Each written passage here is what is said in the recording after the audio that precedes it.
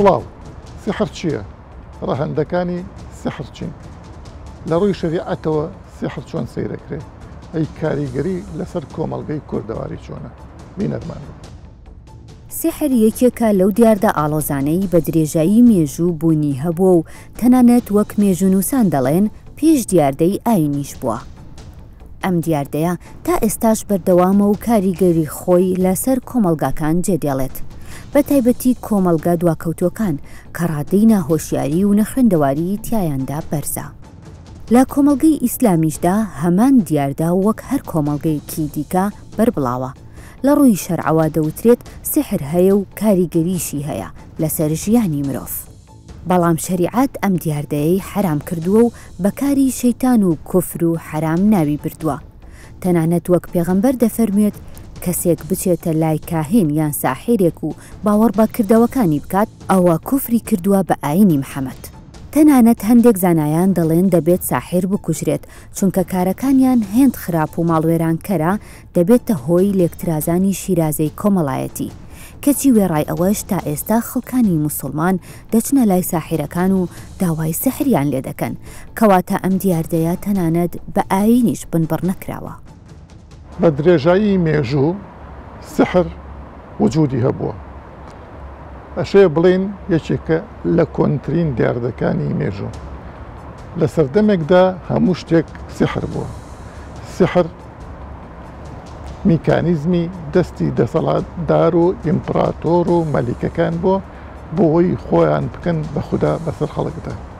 ئەوەی جێی تێڕامانە لەگەڵ پێشکەوتنی ئەم هەموو زانستەیە، لەگەڵ هەبوونی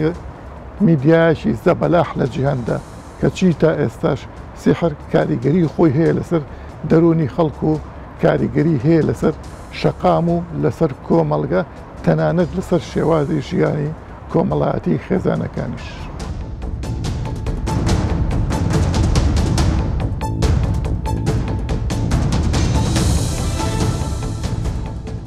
مامۆستا سحر یەکێکە لەو بابەتانی کە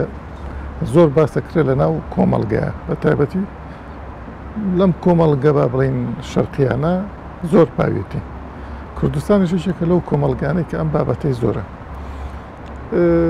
کە باسیەکەی خەڵگەڵێن کاکە لە قورئانە هاتووە. لەو شەریعەتەوە جاری خۆی چییە سحر؟ لە قورئانی پیرۆزدا بڵێ باز لەو ڕووداوانە کراوە کە لە ژیانی سەیدنا موسا هاتۆتە بوون کە لەگەڵ فیرعەونیش ساحری خۆی هەبووە و پەروەردەی کردوون و بەوەنی ئەو سحرەوە زۆربەی خەڵکیان بە تعبیری ئەمڕۆ یعنی بەنج کردووە، گێژ کردووە کە هەمویان لە دەوری فیرعەون کۆ ببنەوانێ و بە پەروەردگار و بە خودای بزانن. و جەنابەت ئاماژەیە کرد بەوەی کۆمەڵگەی شەرقی، من پێم وایە کۆمەڵگەی غەربیش بە زۆری و دەیان کەسیان تێدایە کە ناویان هەیە و کە خەریکی سحرکردنن. لەبەرەوە شتێکە پێوەستە بە مرۆڤەکانەوە. ئەگەر خودی سەیری سحر بکەین یا زانایان پێناسەیەکی سحر کە ئەکرێت باز لەو ڕووداوانە دەکەن کە ئەسباب و هۆکارەکانیان دیار نییە یا گۆڕانکاریەک لەبەر چاو تا شتێکەکە کە مرۆڤ هەستەکە ئەم شتە بە ئاسانی ناکرێت، دەسەڵاتی مرۆڤدا نییە. دیارە بێگومان بە هاوکاری جنۆکە و شێتانەکانە کە کاتێک ئەم سحرە ئەنجامەدرێت. بەم جۆری هەیە. لێرە ڕادوەستێن پرسیارێ بکەم. لە قورئانی پیرۆزە کە باسی موسا ئەکات لە سوورەتی تاها ئەفەرمێ سەحەروا ئەعیونا الناس. وەکو بڵێ خەڵەتاندووان پێتوانێ ئەمەوا بێتیانی؟ بێگومانم لەسەرەوەی کە سحرکردن بەشێک لە چاوبەستنی خەڵکی تایە و بەشێک لە هەڵخەڵەتاندنی خەڵکی تێدایە و سحرکردن بە تایبەتیژ ئەوانەی کە دەسەڵاتدار بوون کاتی خۆی بەکاریان هێناوە بۆ ئەوە ڕێک لە قورئانە باسەکە کە دەفەرمێت سەحەروا ئەعیونا الناس، لەگەڵەوەشا فەرمێت سەحەروا ئەعیونا الناس وەستەرهەبوهم و دەفەرمێت وەجاءوا بسحر عەظیم، لەبەر چاو خەڵکیدا گەورە بوو، خەڵکی وەگەڵێ واقی وڕما بوو لە بەرامبەر ئەو ڕووداوانەی کە دەیان بینی. بۆ شێوازەش فیرعەون توانی بووی کە عقل و لۆژیکی خەڵکی بۆ خۆی کەمەندکێش بکە و ئەو بزانن کە ئەمڕۆ ئەو سحرە گۆڕانکاری بەسەر هات و بۆتە ڕاگەیاندن کە دەسەڵاتدارەکان گرنگی زۆری پێدەدەن و دەیانەوێت ئەو حەقانەی کە لە لای خۆیانەوەیە بە زۆر بە خەڵکی بچەسپێنن کە بەو شێوازەیە و زۆر جار وەک دەوترێت سەنەوات خودداعات دەکرێت کە کەسێکی ئەمین بە خیانەتکار ناو بنرێت و بە پێچەوانە شەوان. مامەسا ئیشارەتی بۆ شتێک کرد بەڕێزێ فەرمووت شەیتان و شەیاطین و جنۆکە تەسخیرەکەن بۆ ئەم کارە. مرۆڤ شەیتان تەسخیرەکەیە شەیاطین و جنۆکە مرۆڤ تەسخیرەکەن لەم چوارچەوەیەدا. لە ڕاستیدا دەکرێت بڵین هەردووکیان یعنی کاریگەریان لەسەر یەکتری هەیە و لە حقیقەتە قورئان زەمی مرۆڤەکانەکە ئەو مرۆڤانەی کە خۆیان بەکە مەزانن کە دەکرا خاوەن عەقڵ و لۆژیک بوونایەوە خۆشیان بچووک نەکردایەتەوانێ وإنه كان رجال من الإنس يعوذون برجال من الجن فزادوهم رهقا. شياطين و جنۆکەکان بەوە بوغرابن کە مرۆڤەکان خۆیان بچووکەنەوە ئەو بە گەورە بزانن. گەورەترین کێشەی ئێمە ئەمڕۆ لە کۆمەلگاکاندا بەگشتی و کۆمەلگەی خۆشمان ئەوەیە خەڵک زۆر بە گەورە سەیری سیحرەکە و زۆر بەوەی سەیرەکە کە ئەمە هەموو دنیا ئەتوانێت بگۆڕێ و ئەتوانێت چی بکە و ئەتوانێت حەچی ژن و مێردەکانە لێک بکە و ئەتوانێت ڕزق ببڕێ و ئەتوانێت ژیان کۆتایی پێبێنێ و کۆمەڵێشت کە ئەمە هیچ ئەسڵ و ئەساسی نییە بەم شێوازە. چونکە حتا خلافێکی لە نێوان زانایانە ئایا سحر حقیقەتی هەیە یا نیەتی بەشێ لە زانایان حتا لە مەذهەبی ئەبوو حەنیفە هەن کە فەرموون حقیقەت و ئەسڵی نییە. هەر خدعەیە با بڵێن. بەڵێن بەشێکە لە وسحر أعين الناس يعني مەسەلەکە سحرکردن لە چاوی خەڵکی بۆیە دەکرێت سحر لە هەمومان کرابێت بە معناتایەکی تر فێڵمان لێ کرابێت چاوم بەسریمان لەسەر کرابێت لەسەرێکی لە بابەتەکان بەڵام ئەوە نییە کە ژیانی ئێمە تیا بچێت و ژیانی بفەوتێت و ئینسانی ئیماندار خۆی دەپارێزێ بە خوێندنی قورئان بە خوێندنی ئایەتەل کورسی بە خوێندنی سورەتی فەلەق و ناس و دەتوانێت ڕوبەڕووی هەموو ئەو تەنگەژانە بێتەوە. ئەم بوارە بەداخەوە ڕاگەاندن بەشی پشکیشێری داوتێ سۆشیال میدیا گرنگی زۆری پێدەدا و بۆتە هۆکارێکەوەی مرۆڤ لاوازەکان بە تایبەتیش لەگەڵ ڕێزماچینی ئافرەتان کە زۆر بم باس و خواسەوە تێوە دەگلێن و ئەم بابەتە زۆر ئەچنە ناوی و زۆر قسەی لەسەرەکەن و پارەی زۆری لە پێناودا ئەدەن لە پێناوی خۆشیرینکردن لە پێناوی شوکردن لە پێناوی کۆمەڵی لەو باوەرە پرسیار بکەم بەڕێزت هەم مامۆستای زانکۆیت هەم مامۆستای مزگەوتیشی یعنی لە هەردوو لاوە کۆمەڵانێک خەڵک سرت لێن بۆ بابەتانە ینی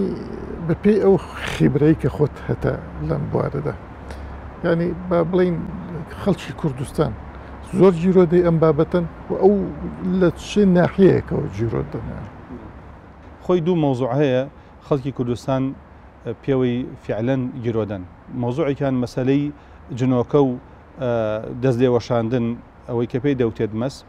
دووەمیشان مۆزوعی سیحرکردن کە لە پاش خانی ئەم دوو بابەتە هەردووکیان جنۆکە و شەیاطین لە پشتەوەن و جنۆکە و شەیاطینیش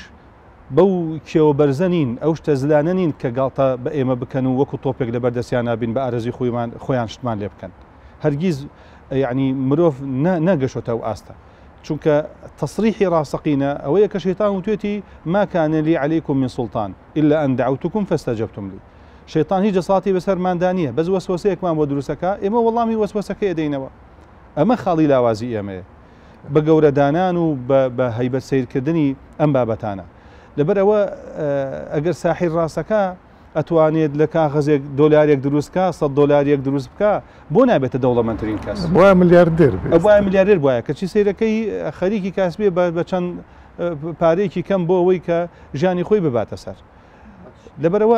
ئەمە بابەتێکە پێویستە خەڵکی بەرچاوی ڕوون بێ لە ئاسیا. لە ڕووی کۆمەڵاتی دیسان لە کوردستان ژنان بە چیەوە جیرۆدەن لەم بابەتە؟ زەواجە، تەلاقە، تێکچوونی بینی ژن و مێردە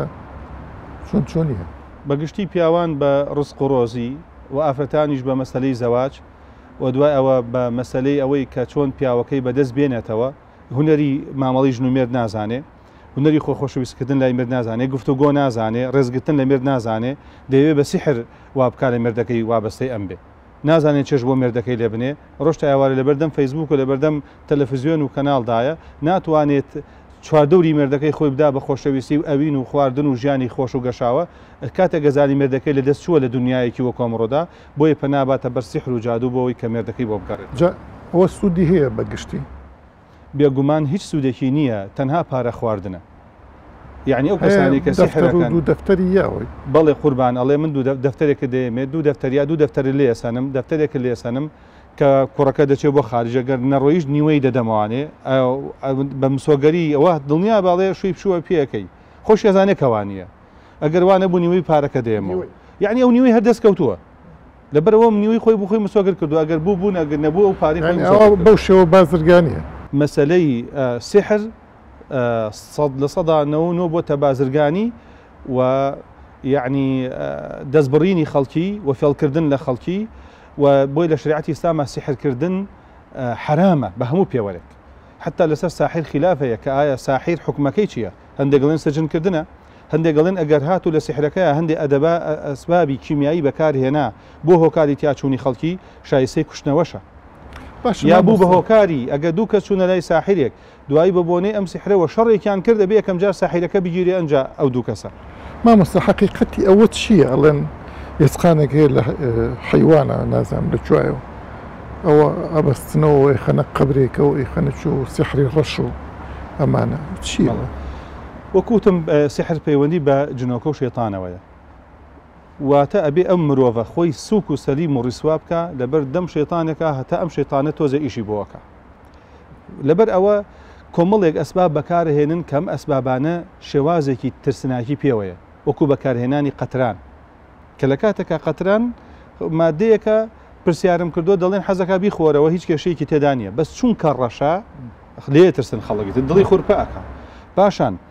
ئەمڕۆ زۆربەی خەڵک شکستە هێنێ شکستەکە ئێوێ پینێکی بۆ بدەزێتەوە ئەڵێ سحرم لێکراوە چاوم لێکراوە کۆمەڵشتم لێکراوە کە یعنی دەکرێت مەرج نییە بەو شێوازە بێ لە لایەکی دیکەی تری شەوانێ بەکارهێنانی بۆ نمونە مریشک نازانم یعنی ئەیکوژن چی یاخود پارچە کاغەزێ لە شوێنێکا بینێژن لە قەبرێکا بینێژن لە شوێنێکا بینێژن بەشێک لە هەیبەت و ترسی پێوەیە بۆی وابزان ئەم کارە ئەنجامەدەن گریمان ئەگەر هات و بیانەوێ سحر بکەن و جنۆکە و شێتانێ بەکاربێنن ئەم کەسە ئەگەر زیکری خوانەکە ئەگەر نوێژ نەکە ئەگەر گوێ لە قورئان نەکرێ ئەگەر خۆ لە خوانێ زیک نەکاتەوە سبحانه وتعالى ئەوانەی ئەم قسانەکەن زۆربیان متدەینن یعنی کابرا ژن بە تایبەتی وەختە بڵێم هەمووی هەر نوێژەکە ئێمە لە کێشەکەمان لەوایە کە ئێمە مسلمانین یعنی بەشێک لە عادەت و نەریتمە مسلمانین ئەگەر من کەوتم قل لا يعلم من في السماوات ومن في الأرض الغيب إلا الله أو الأسمان كانوا زويدا هي غيب نازان جگە لەخوا ئەی بۆچێکی بۆ لای ساحر و بۆ لای بەناو شێخ فڵان کەس و بەناو شێخ یعنی ئەمانە ئەم کەسانە تەنانەت پلۆپایی شێخیشان لەکەدار کردووە پلۆپایی مامۆستایان لەکەدار کردووە مامۆستا بەڕێزت مامۆستای زانکۆی وەک بیستومە دکتۆرای هەیە لە عیلمە نەفسە یا دکتۆرای هەیە لە شەریعە ئەچێ بۆ لای زەلامێک ئەچێ بۆ لای زەلامێک گەڵە سحرم لێکراوە یعنی خۆمە مستەوایشی سەقافی بەرزی هەیە مامۆستای زانکۆیە مەسەلەن یا شەهادەیەکی بەرزی هەیە ئێمە وتمان سحرکردن بەشێکە لە بەکارهێنانی جن بۆ ئەوەی کە ئەو مرۆڤە وەسوەسەی بۆ دروست بێ دەکرێت مامۆستای زانکۆبی دەکرێت هەر ئاستێکا بیت کاتێک کە شەیاطین وەسوەسەی بۆ ئەم مرۆڤە دروست کرد و قەریحەی تێکدا بەخەستی تەشوشی بۆ دروست کرد وەک چۆن پەخشێگەکرێ کاتی خۆی تەشوشیان نەخسە سەر مرۆڤ تەشوشیەکێتە سەر بۆ وەسوەسەیی کە لە دەوریدا دەکرێت هەر ئاسێکە دەبێت نەتوانی بەسەر ئەمە ئازاڵبی باعتیباری مەسەلەی عیبادەت یا مەسەلەی نوێژ یا مەسەلەی جایوە هیچ لای پیاوچاکێک ساڵحێک زانایەک خواناسێک قورئانت بەسەرا دەخوێنێت دەبێتە شیفا بۆت ئەمە شتێکی واریدە یعنی ئینکاری ناکرێت بەڵام گرفتەکە لەوایە کە ئەم بابەتە زیاد لە سنوور بزێنرا مامۆستا تۆ خۆت هیچ تەجربەیەکە هەیە لەو بارەوە وەکو ئەزمون ئەوەی من بینی بێتم یعنی ڕوقیەی شەرعی قورئان خوێندن بەسەر ئاوا یا بەسەر نەخۆشەکە سوورەتی بەقەرە یا ئایەتەل کورسی یا ئاەت لە سوورەتی سافات سەرەتاکەی و سوورەتی فەلەق و ناس هەموو ئەمانە بە فیعلی شیفان بۆ ئەو کەسانە کە تووشی گرفتاری ئەو وەسوەسەیە دەبنەوانێت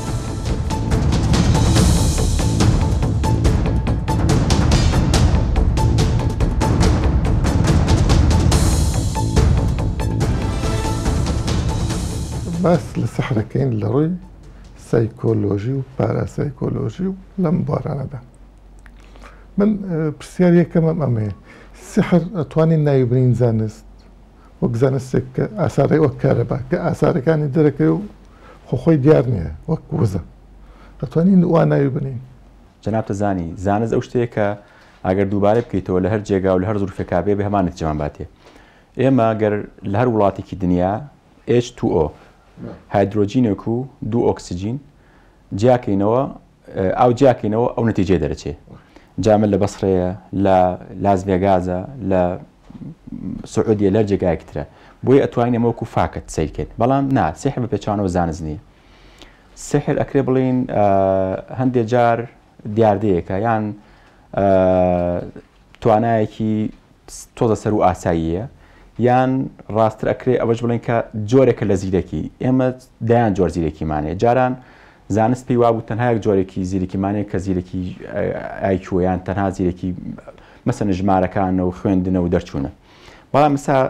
لەگەڵ وەرپێشتوونی زانە دەرکەوت ئێمە دایان جۆر زانستیمان زانست ینی زیرەکیمان نەک زانست ئەکرێت زیرەکێکمان زیرەکی بیرکاری بێ زیرێکمان زیری کۆمەڵاتی بێ زیرەکی ئەنوا و ئەشکال زیرەکی هەیە بەشێک لەو کەسانی کە کەوتمان توانایەکی سەر و ئاساییە ئەم توانایە لە یەکێک لە شتەکانە ئەم توانای هەیە و ئەم توانای ئیستیغلالەکە بۆ ئەوی کە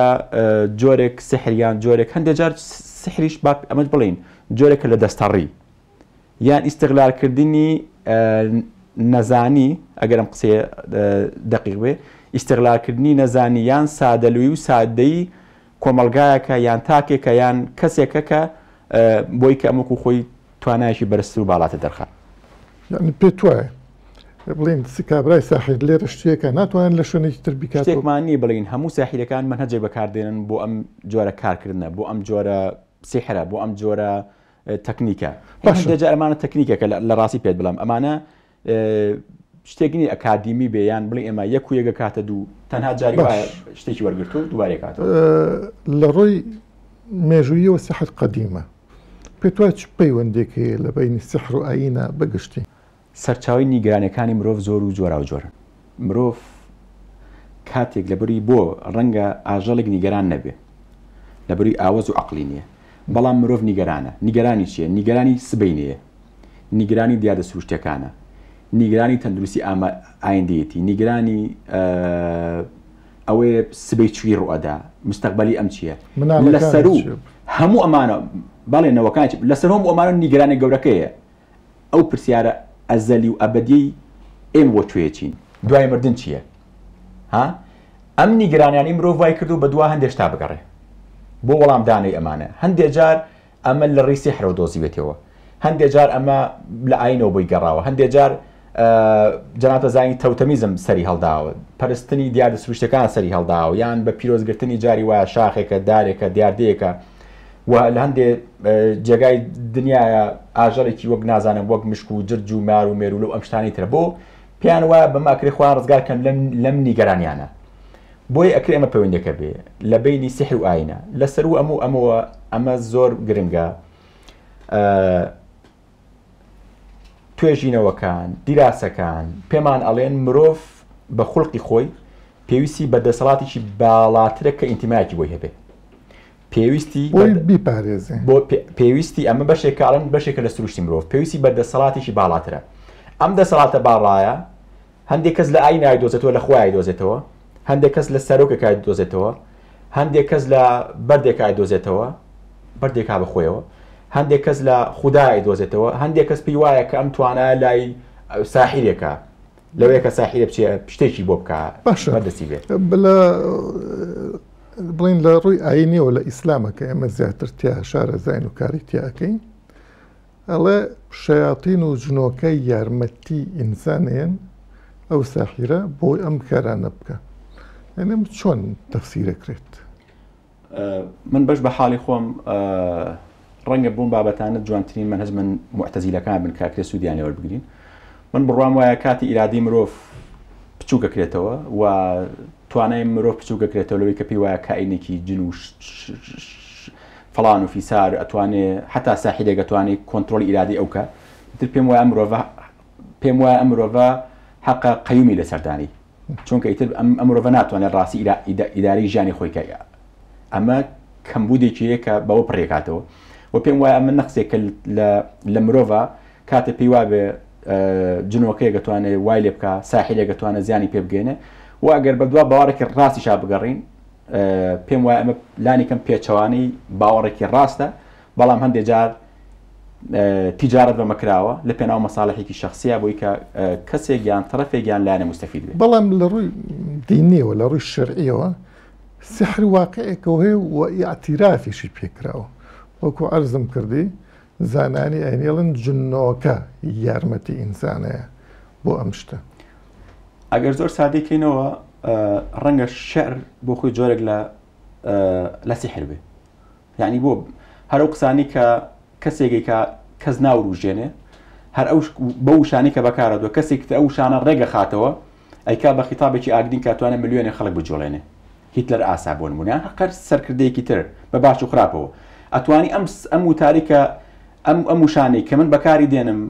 دایکێک کار وشانە بەکار دێنە بۆ لاواندنی مناڵەکەی کەسێکی تر تەنها بڕێخستنیە وشانە وایەکە ئەماکە بە وتارێک بۆ هاندانی سەربازەکان بۆ جەنگ، کەسێکی ترێکا هەر ئەم وشانە ئەیکا بە شعرێک لە ڕۆمانسیێت، کەسێکی ترێکا بە فڵان و فیسا. بۆیە کە باسی زانستمان کرد لە ڕاستیە ئەمە هەندێک جار توانایەکە و هەندێک جار دەستەڕیە، یعنی ئەو کەسە لانێکەمەوەی کە من لە کوردستان بینی و بەشێکی زۆریان پرۆفیشناڵین یان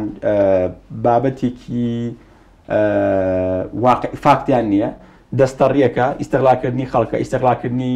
مرۆڤێکە کە تووشی گیر و گرفتێ بووە ئەمە زۆر گرنگە. ئاڵێ ئەلغەریق و یەتەشەبەسو بکلی حەشیش، یعنی هەر کەسێکە کە نوقمە بێ کەسێک کە نوقمە بێ ئەگەر چڵەپۆشێکی بەدەست هین بکات دەستی پێواگرێ. بەشێک لە سەقافەتی کۆمەلگای ئێمە و کۆمەلگای مرۆڤایەتیش ئەوەیە کە لە کاتی ئەزمەکانە مرۆڤ مێشکی باش ئیش ناکە، توانەکانی با ئیش ناکە، ڕەنگە پێی ئەیبێکە ئیستیشارە بکات بە چواردەوری، ڕەنگە پێی وابێت کە نا بچێتە لای کەسێکی پسپۆر، بۆیە پەناباتە بەش ڕێگایەکە پێی وایە لە چواردەوریەکەوە ئەو بەڵێ بڕوان ئەو خورافە و ئاستێکی دەنی و ئاستێکی نزمە لە متمانە و ئاستێکی نزمە لە ڕاستی پێ دەڵم لە عەقڵ. باشە لە هەرێمی کوردستان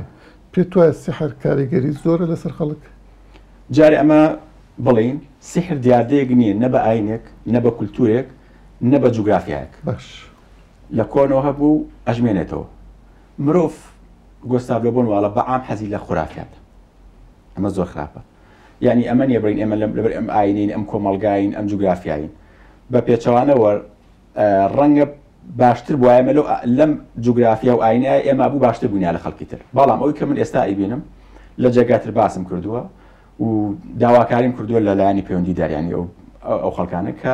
لە ڕاستی نەگوتە عیبە بۆتە ئەزمەیەکی خراپ. سیحر خەریکە کۆمەلگای ئێمە لێکڕەوەشێنێ بەڕاستی پێ بڵم زۆر چاک، یعنی وتەویژدانی لە ڕێی سۆشیال میدیا و لە ڕێی هەندێک پرۆگرامەوە قفلێ گێنێ قیژە قیژی زەرامێ گێنێ دووسێ پەڕۆێنێ قەبرستانێک ئێسقانێک هەموو ئەمانەی تریێنێ. وای کردووە دایک و باوک پیان وای مناڵکە سیحری لێکردوون، خوشک و برا پیان وای سیحری لێکردوون، برا و براژن ژن و پیا و مامۆستا و تەلەبە بازرگان و نازانم خاوەن ماڵ و دراوسێ کرێکی و بەڕاستی ئەز ئەنی عیبێکی گەورەیە، بەڕاستی عیبێکی گەورەیە کە ئێمە دڵنیام لەوە 10 ساڵ پێش ئێستا بارودۆخی کوردستان لەو بابەتە زۆر لەسا باشتر بوو. لە کاتێک ئێستا خراپترە. ئەم قسەیە داتاکان حتمما لە هەندێک جێگا دەسەکەوێ، لانیکەم لە زۆر جێگا ئەم داتا دەسەکەوێ و هەر کەسێ ویستی لەکوێ دەسیکەم پیاوە لەکوێ دەسەکەوێ کە ئایا پێش 10 ساڵ سحر و خورافە و شعوەزە لە ئێستا زیاتر بوو یان ئێستا؟ کەواتە ئەگەر ئەمە نەکەین کۆمەلگای ئێمە خەریکە ئەو لێکەڵۆشانە زۆری لە خێزانە ئەو بێمتمانەی زۆری لە ناو تاکەکانە، یعنی تاکی چەکمەجیەکاتەوە شتێکی تایە قەبرستانێکاتەوە دووشتی تایە ئینسانیش کە ئیرادەی لە دەستا بەڕاستی زوو تەستیمیان بابەتانابێ و ئەمە بڕوان وای بەشێکیش پەیوەندی بۆیە خەڵکی ئێمە ئەگەر چی لە ڕووکەشاپی وایە باوەڕدارێکی ڕاستەقینەیە، بەڵام لەبەر تەسیری خورافە و لەبەر تێنەگەیشتنە یان هەڵە تێگەیشتنە یان ئیستیغلالکردنی باوەڕەکەی هەندێک جار ئیستیغلالکردنی باوەڕەکەی بۆ ئەم بابەتە بڕوام وایە لە پاشە شتێکی گەورەیە و بڕوام وایە لە خەتەرێکی گەورەیە. من ئەگەر جهتێکی بەرپرس بوومایە دڵنیا بە هەرگیز ڕێم نەئەدا ئەو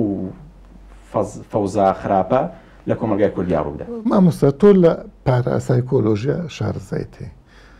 باش فەرق چێ لە بینی پاراسایکۆلۆژی و سحرە، مەسەڵەن خاوەندنی موگناتیسی و قسەکردن و ئەوە؟ خۆی من ئەوەش بڵم تەنانەت پاراسایکۆلۆژی زانست نییە. پاراسایکۆلۆژیش دیاردەیەکە ئەکرێت لە ئێستا لە کەسێک دەربکەوێت لە حاڵەتێکە دەربکەوێت و دەرنەکەوێت، یعنی ئەمە مادەم زانست نییە مادەم لقێک لە خوێندن لە هیچ زانکۆکی دنیایان لێ بخوێنی کەواتە ئەمە زانست نیە چونکە هەر شتێک کلەکێکی لە خوێندن بۆ کرایەوە ئەتوانی وەکو زانست سەیریکەی ئەتوانی پرۆگرامی بۆ دابرین بەڵام دیاردەیە کە ڕەنگە لەمڕۆ لە تۆ دەرکەوێت بەیانی دەرنەکەوێت ڕەنگە ئەمڕۆ لە تۆ هەبێ بەیانی نەمێنێ تۆ بە سروش توانایەکی سەر و ئاسایی تەیە سەر و ئاسایی تێ لە شتێکە ئاگات لێبێ لە هەموو شتێکانە بەڵام لە منانیە ئەو توانە تۆ ناتوانانی بە ئاسانی بگەیتەوە بۆ من تۆ من فێرکەی کەواتە تەنانەت پاراسایکۆلۆژی زانست